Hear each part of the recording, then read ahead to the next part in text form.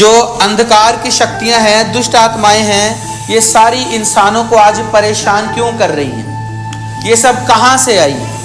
और आपने कई बार देखा होगा डिस्कवरी चैनल में या कई बार टीवी में कहा कि बड़े बड़े कंकाल दुनिया में जमीन के नीचे साइंटिस्टों को मिलते हैं। बड़ी बड़ी खोपड़ियां, बड़े बड़े कंकाल मिलते हैं। मतलब एक इंसान का उतना कद काट, उतना एक इंसान का शेप नहीं होता जितने बड़े बड़े उनको मिलते हैं। हालेलुया। तो मैं आपको बोलना चाहूंगा, कई बार हम सोचते हैं कि ये सब एक काल्पनिक बातें हैं, कहानियां हैं। ऐसा नहीं है।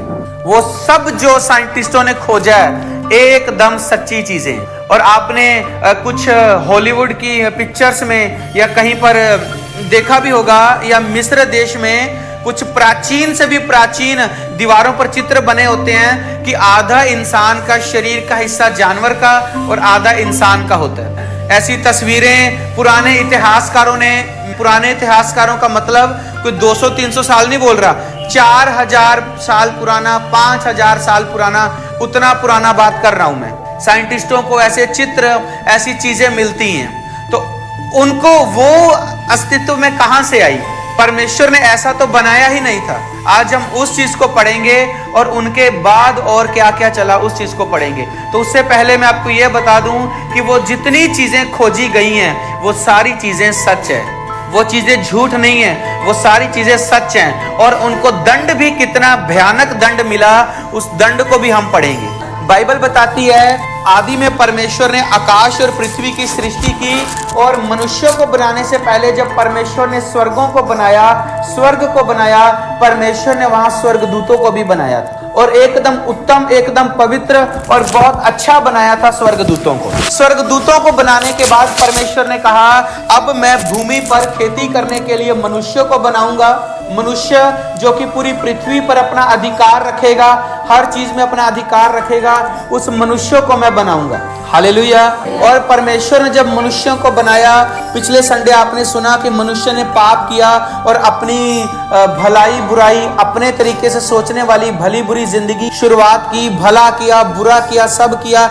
तो परमेश्वर ने कुछ स्वर्गदूतों ने भी पाप किया। हालेलुया।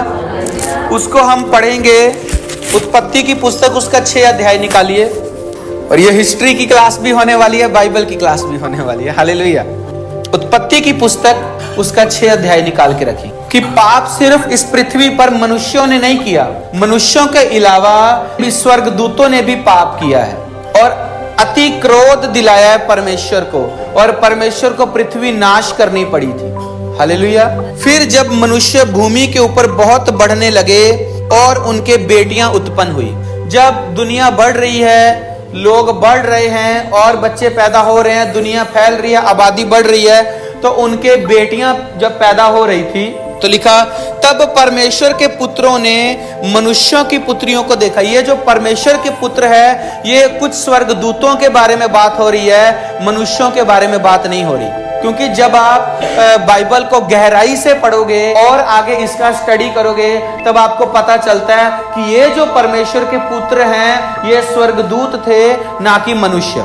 इनको परमेश्वर ने अपॉइंट किया था, इनको परमेश्वर ने कि ये सब चीज में देख रेख करें, ध्यान रखें, हर चीज वातावरण में इनको ठहराया था परमेश्वर ने, और परमेश्वर इनसे हर चीज का रिपोर्ट लिया करता था। हालेलुया। तो परमेश्वर ने ठहराया था, और वो स्वर्गदूत जो थे वो मनुष्यों के ऊपर देख रेख रखते थे, मनुष्यों के ऊपर सारी गतिविधियों को देखते थे और परमेश्वर को बताते थे। पर उन स्वर्गदूतों ने, लिखा आगे, मनुष्यों की पुत्रियों को देखा कि वे सुंदर हैं और उन्होंने जिसको चाहा उनसे विवाह कर लिया। स्वर्गदूतों ने देखा कि मनुष्य की पुत्रियां जो पैदा हो रही हैं, ये दिखने में बहुत सुंदर हैं, तो स्वर्गदूतों ने भी उनके साथ जाके विवाह कर लिया। जबकि स्वर्गदूतों को कभी भी परमेश्वर ने विवाह करने के लिए, विवाह होने के लिए चुना नहीं था। हालेलुया।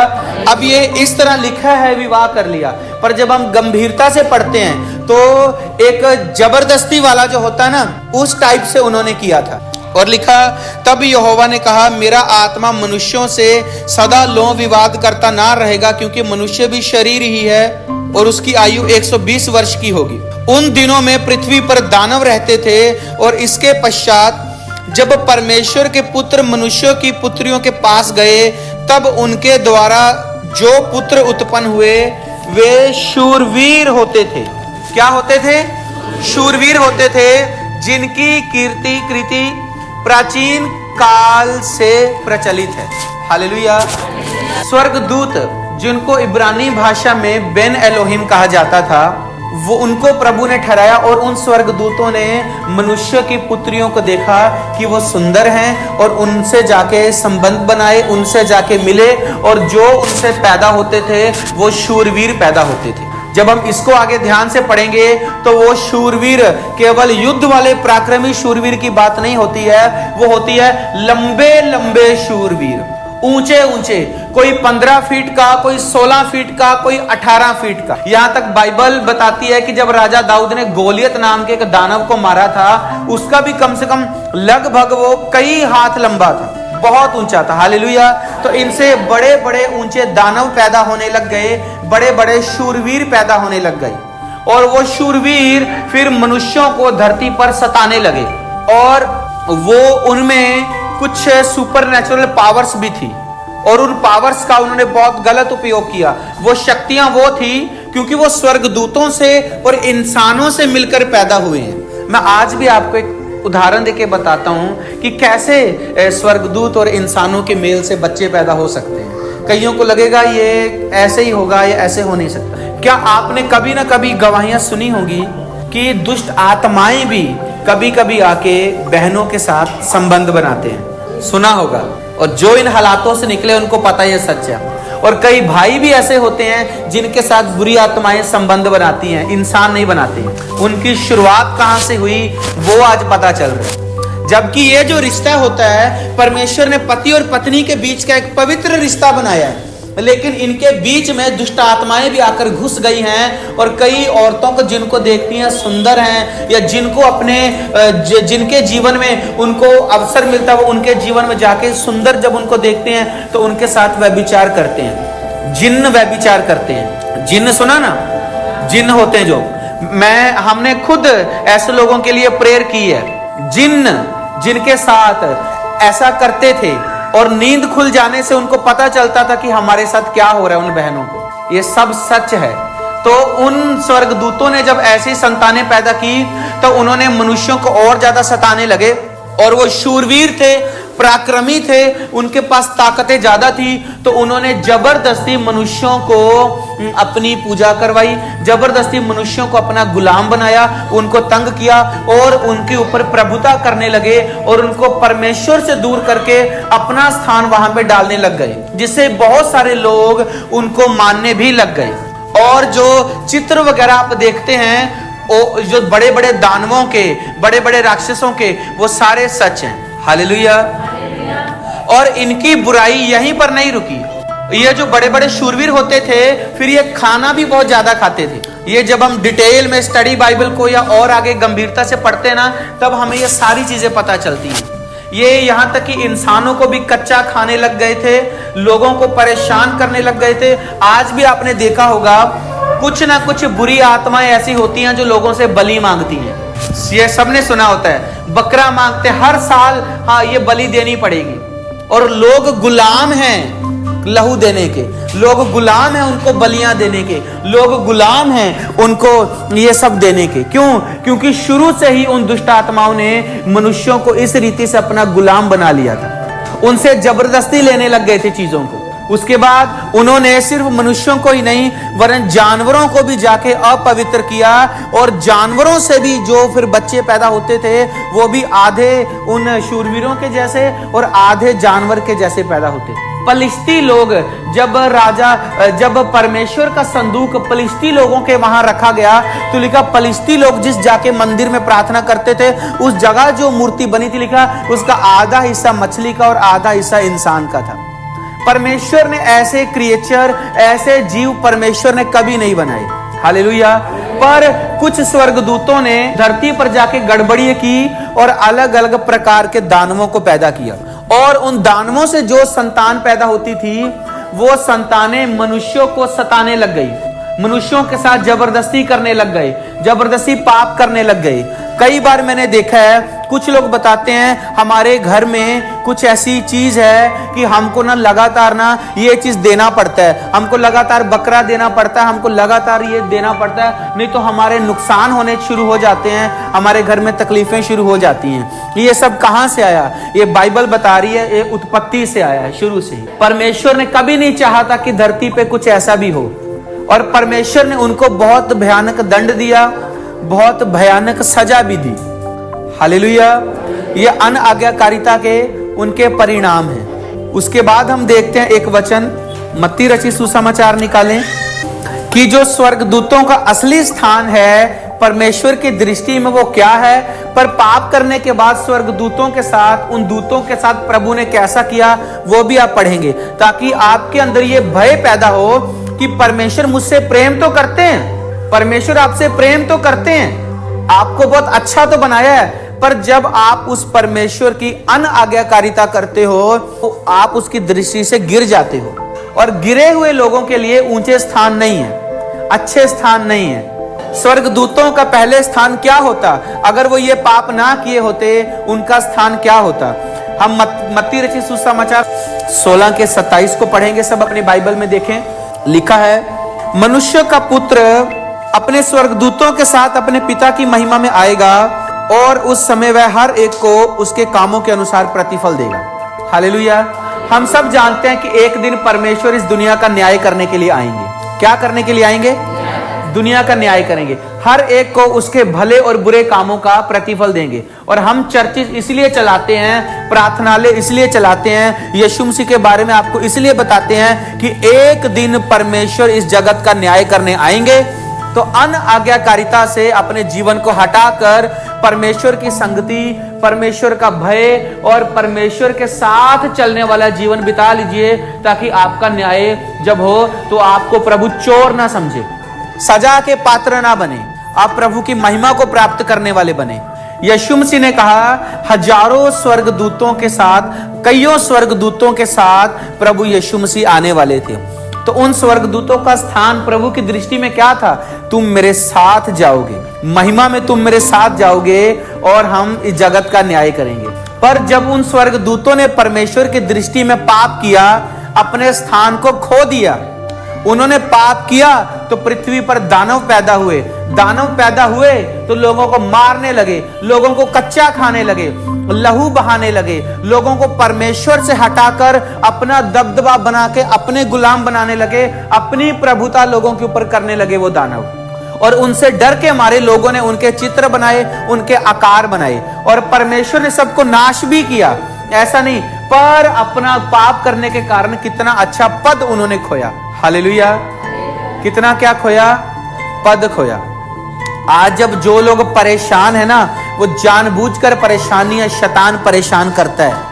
और जो इन दानवों की ये संतानें पैदा हुई थी शूरवीर, यही जब खत्म हुए तो पृथ्वी पर भटकने वाली आत्माएं बनकर, दुष्ट आत्माएं बनकर लोगों को तंग करने लगे। इन्होंने ही लोगों को सिखाया जादू टूना कैसे करते हैं, इन्होंने ही सिखाया लोगों को कि शैतान को खुश कैसे करते हैं, फिर किसी को तंग करने के लिए शक्ति का दुरुपयोग कैसे करते हैं। इन्होंने ही सिखाया, इन्होंने ही अलग अलग हथियार बनाने सिखाए। इन्होंने ही उस जमाने में मनुष्य को, जब बहुत सारा विज्ञान का ज्ञान नहीं था, साइंटिफिक ज्ञान नहीं था, उस जमाने में इन्होंने ही लोगों को हर प्रकार के चतुराई के ज्ञान सिखाए। पाप को ज्यादा कैसे किया जा सकता है ये सिखाया, और कैसे लोगों को परमेश्वर से दूर किया जाए ये सिखाया। हालेलुया। और कैसे शैतान की सामर्थ्य से किसी के साथ बुरा किया जाता है वो सिखाया। इन्होंने हथियार सिखाए, हथियार कैसे बनाते हैं, तलवारें बनाने सिखाई, हर प्रकार की बुरी चीजें इन्होंने सिखाई। हालेलुया। और लिखा, परमेश्वर ने जब देखा तो उसने देखा कि सबके अंदर पाप भर चुका है। तो सबसे पहले परमेश्वर ने इन स्वर्गदूतों को बंद किया। हम दूसरा पत्रस पढ़ेंगे, उसका 2 अध्याय 2 के 4 में देखें, लिखा, क्योंकि जब परमेश्वर ने उन स्वर्गदूतों को जिन्होंने पाप किया नहीं छोड़ा। हालेलुया। क्या परमेश्वर ने उन स्वर्गदूतों को छोड़ा? कि तुम तो मेरे साथ जगत में आने वाले थे, तुमको तो मैंने इतनी ज्यादा सुपर नेचुरल पावर्स दे के रखी हैं, तुमको तो मैंने इतना अच्छा बनाया है, तुम तो इतने बढ़िया हो, तुम तो मेरे सामने हमेशा मेरी सेवा करते हो, स्वर्ग में दिन रात मेरे सामने गीत गाते हो, दिन रात मेरी आराधना करते हो। क्या परमेश्वर ने उन स्वर्गदूतों को छोड़ा? लिखा नहीं छोड़ा, पर नरक में भेजकर अंधेरे कुंड में डाल दिया ताकि न्याय के दिन तक बंदी रहे। हालेलुया।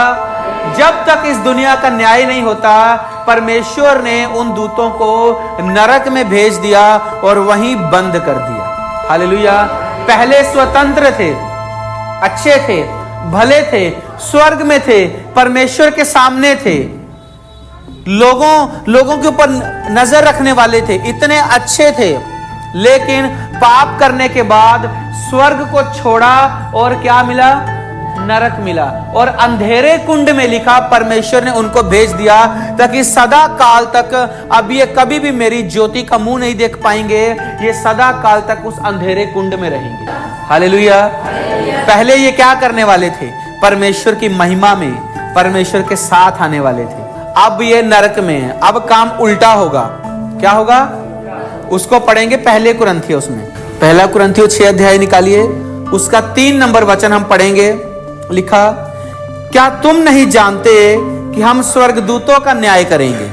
हम किनका न्याय करेंगे? अब पहले तो पापी लोगों का न्याय करने के लिए परमेश्वर जब संसार में आने वाले थे दूतों के साथ, अब जिन दूतों ने पाप किया, तो जो यीशु मसीह के धर्मी लोग हैं, ये उन स्वर्गदूतों का न्याय करेंगे। हालेलुया। ये उन स्वर्गदूतों का न्याय करेंगे, ये उनको नरक में भेजेंगे, ये उनको अंधकार में भेजेंगे। ये पद परमेश्वर ने आपको दे दिया है। परमेश्वर ये नहीं देखता कौन कितना महान है, कौन कितना छोटा, कौन स्वर्गदूत है, कौन हम। परमेश्वर देखता है जो मेरी दृष्टि में धर्मी बन के रहेगा, उसको मैं ऊंचा करूंगा, और चाहे ऊंचा व्यक्ति क्यों ना हो, मेरी दृष्टि में पाप करेगा, मैं उसको नीचा करूंगा। हालेलुया।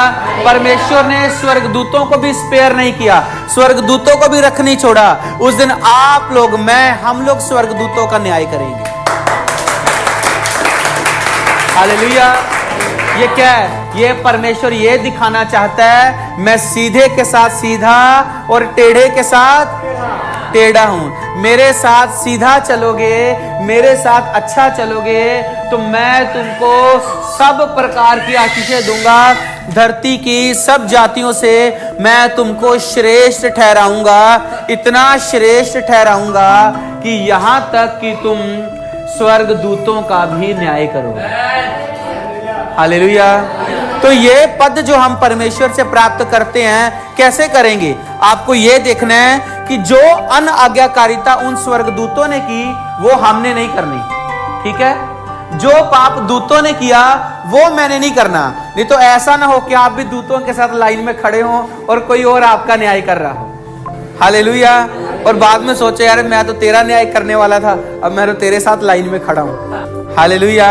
आपको अपनी सोच, अपनी दिशा, अपना विश्वास, अपना मन का परिवर्तन, अपना मन को सच्चाई के साथ उस जीवित परमेश्वर के साथ जोड़ना है। हालेलुया। ताकि आपको प्रतिफल मिल सके, ताकि आपको प्रतिफल मिल सके। प्रभु ने उन दूतों को भी रख नहीं छोड़ा। अगर उन दूतों को रख नहीं छोड़ा, तो ये एक चेतावनी है कि मैं तुमको भी रख नहीं छोड़ूंगा। कहीं अपने आप को बहुत घमंडी मत हो जाना भक्ति के चक्कर में, कहीं प्रार्थना के चक्कर में, भक्ति के चक्कर में इतने घमंडी मत हो जाना कि छोटी मोटी गलती होगी तो चलेगा। घमंड करना भी पाप है। कहीं घमंडी मत हो जाना। अगर उसने पवित्र स्वर्गदूतों को नहीं छोड़ा, तो पापी मनुष्यों को क्यों छोड़ेगा? हैं? और अगर उन्होंने पाप किया, सजा मिली, और आप भक्ति करेंगे तो आप आशीष पाएंगे। हालेलुया। यीशु मसीह के लिए ताली बजाएंगे।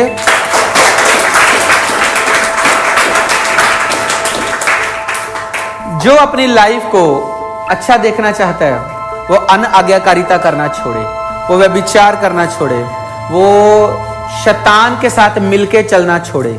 शैतान को जगह ना अपने आप नहीं मिलती, हम उसको जगह देते हैं तो मिलती है। लिखा, उन्होंने जिनसे चाहा विवाह कर लिया। तो जब धीरे धीरे पाप बढ़ा, तो बहुत सारे मनुष्य सहमत हो गए थे उनके साथ। परमेश्वर ने नहीं सिखाया था ये सब, अपने आप आया। और उन स्वर्गदूतों ने जो बुरा ज्ञान मनुष्यों को दिया, उनसे ये सारी चीजें आई। इसलिए जो चीजें भी आप देखते हो, मैंने कहा दानवों की ये वो सारी चीजें सच है, सारी चीजें सच है। सब प्रभु यीशु मसीह के लिए ताली बजाएंगे। तो लिखा है कि दूसरे पत्रस के 2 अध्याय में भी लिखा है यही बात कि जब परमेश्वर ने स्वर्गदूतों को नहीं छोड़ा, तो लिखा और उस समय के भक्तिहीन लोगों के ऊपर जल प्रलय भेजा। और जल प्रलय जब आई थी, तब इस पूरी पृथ्वी को नाश हुआ था और केवल एक व्यक्ति और उसका घराना बचा था, जिसका नाम था नूह। हालेलुया।